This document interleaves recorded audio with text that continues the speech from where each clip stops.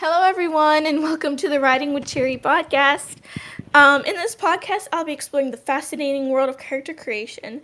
I'll dive into the depths of some of my favorite characters, Mira, Rosaline, Varys, and Deirdre, and discussing what makes them so unique and captivating. I'll also be sharing some useful tools and techniques for bringing your own book characters to life, such as fantasy generators, baby dictionaries, books, and even Pinterest. But as we know, creating characters can be overwhelming or tedious, and it's easy to get stuck in a rut. That's why I'll be discussing the importance of keeping your story moving and making sure your characters are interesting and engaging. And lastly, I'll be sharing the benefits of reading and visualizing, including the art of people watching, as a way to draw inspiration for your characters. So whether you're a seasoned writer or just starting, sit back, relax, and let's get into creating book characters with Writing with Cherry. Before we dive into the details of character creation, let's talk about some of the most important elements that can help you bring your characters to life. To do this, let's use the example of my characters, Mira, Rosaline, Varys, and Deirdre, and learn about how their unique characteristics make them compelling and memorable. So let's start off with Mira.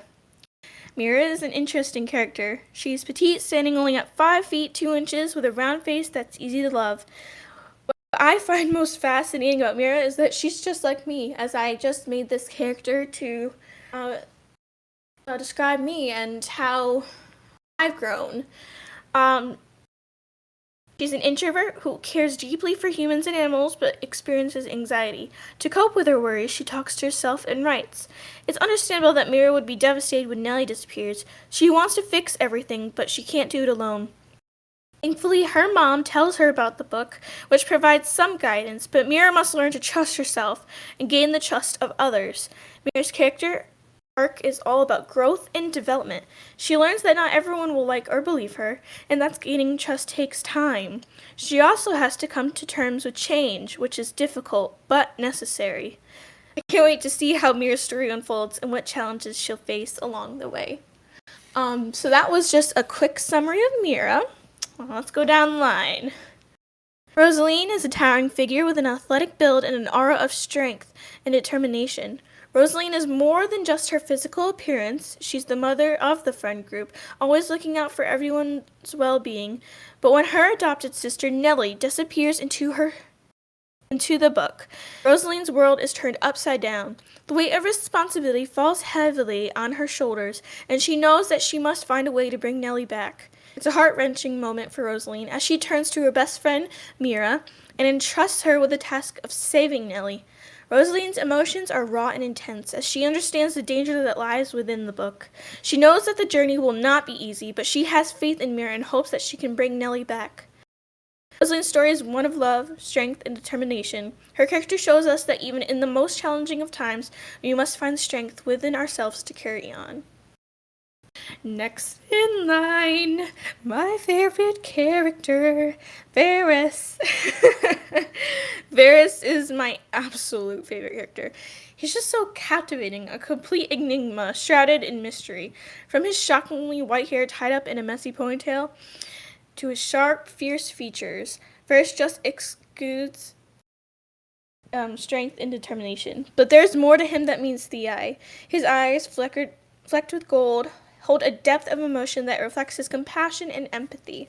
As the very Sasaka, he keeps his hood on at all times, but sometimes he risks revealing his true identity when he feels it's necessary. He doesn't talk much, but when he does, his words carry great weight, revealing his wisdom and knowledge. His actions always speak louder than words, showing his commitment to his beliefs and those he holds dear. I find his inner conflict so intriguing. Despite his allegiance to his father, the villain, he can't help but grow fond of Mira. It adds an extra layer of complexity to an already multifaceted character. You could probably see why. I am into villains, and the fact that he's like a morally gray, I guess, is, oh my gosh, I just find it so awesome. Oh, and just a quick shout out to Just Callista for this next part. As soon as Mira sets foot in Edoria, she's lost and confused, desperately seeking guidance. That's when she meets Deirdre. Suddenly changes. Everything changes.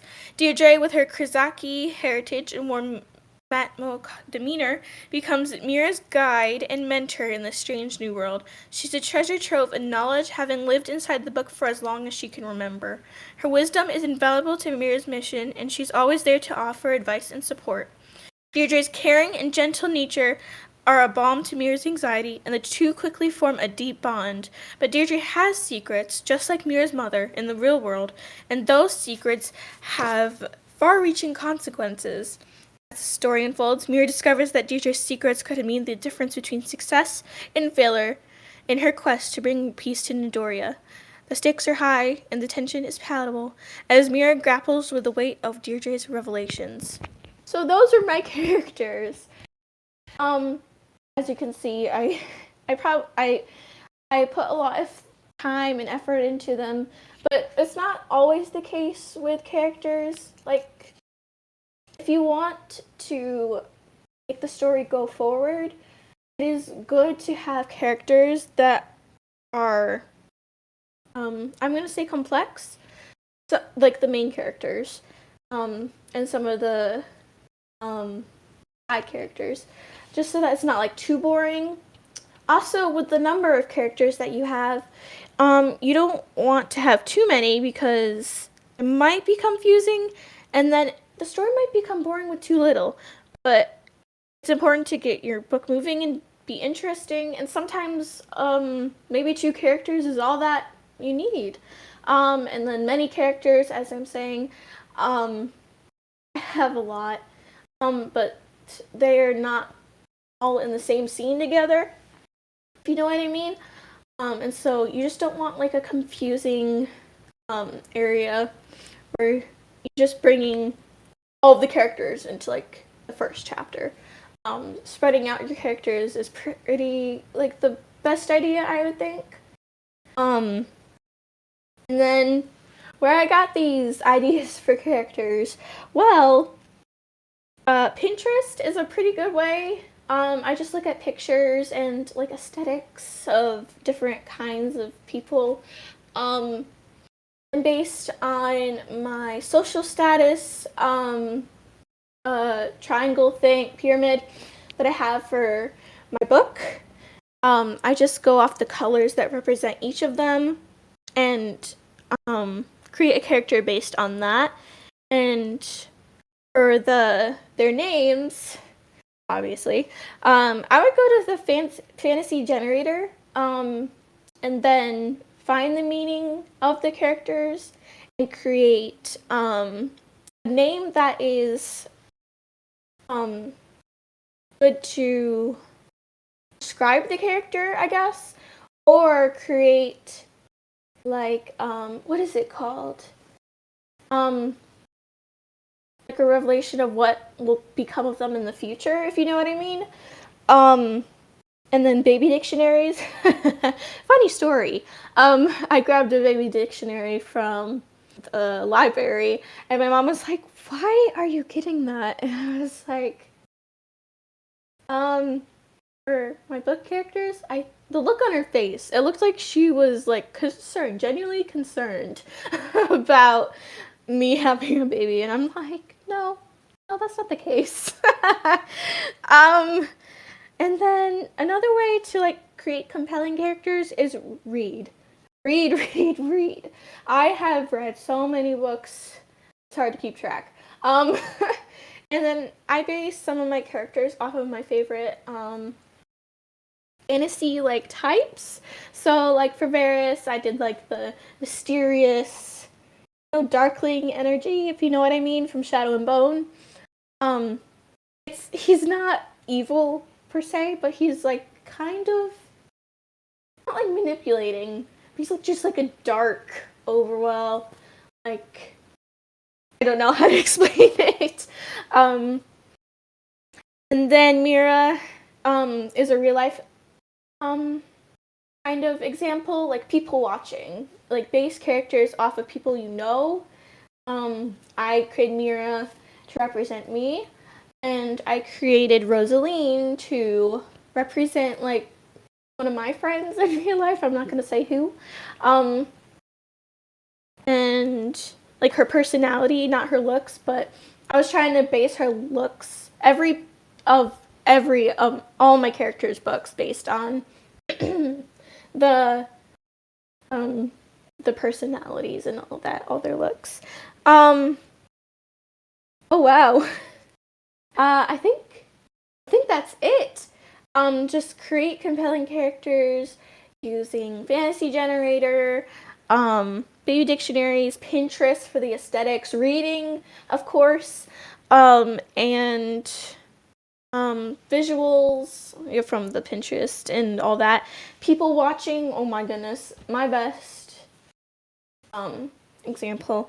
And yeah, and I just wanted to let you know that for my studio, entry auditions are going to be closing for the writing position in May 14th, I believe, and all the other positions, most of the other positions, will be closed the week after.